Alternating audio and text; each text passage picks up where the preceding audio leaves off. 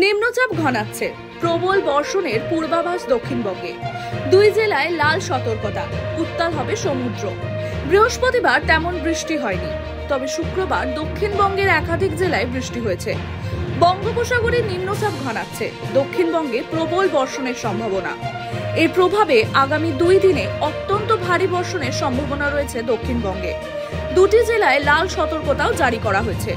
সমুদ্রে মৎস্যজীবীদের জন্য নিষেধাজ্ঞা জারি করেছেন আবহবিদরা। হাওয়া অফিস জানিয়েছে, উত্তর বঙ্গোপসাগরের উপরে যে নিম্নচাপ অঞ্চল রয়েছে তা ধীরে ধীরে পশ্চিম উত্তর পশ্চিম দিকে এগোচ্ছে। এই মুহূর্তে তা সুস্পষ্ট নিম্নচাপ অঞ্চলে পরিণত হয়েছে। গত কয়েকদিনের বৃষ্টিতে নাজেহাল কলকাতাবাসী, জমা জলে বিপর্যস্ত জীবন। প্রায় একই অবস্থা দক্ষিণবঙ্গের অধিকাংশ জেলার বাসিন্দাদের। বলা যেতে পারে চলতি বর্ষার মরশুমে এটাই ছিল দক্ষিণবঙ্গের সবথেকে বেশি বৃষ্টি। কিন্তু এই বৃষ্টি আর কতদিন? হাওয়া অফিসের উত্তর, এখনই কাটছে না দুর্যোগ। দক্ষিণবঙ্গের জেলাগুলিতে এখনো স্বস্তি নেই। মঙ্গলবার থেকে দক্ষিণের জেলাগুলিতে বৃষ্টি বাড়বে।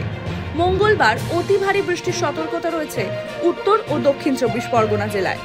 মঙ্গলবার থেকে ভারী বৃষ্টির পূর্বাভাস রয়েছে কলকাতা, হাওড়া, হুগলি, 2 বর্ধমান ও 2 মেদিনীপুরে।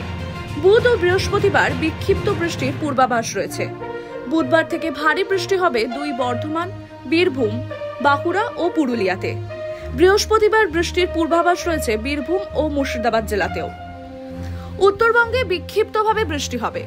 শনিবার আলিপুরদুয়ার ও জলপাইগুড়ি জেলাতে ভারী বৃষ্টি। কাল রবিবার দার্জিলিং, কালিম্পং, জলপাইগুড়ি ও আলিপুরদুয়ার জেলায় বিক্ষিপ্তভাবে ভারী বৃষ্টি। সোমবার থেকে বুধবারের মধ্যে বিক্ষিপ্তভাবে ভারী বৃষ্টির সম্ভাবনা। দার্জিলিং, জলপাইগুড়ি, উত্তর ও দক্ষিণ দিনাজপুরে ভারী বৃষ্টির পূর্বাভাস। টাইমস নাও খবর।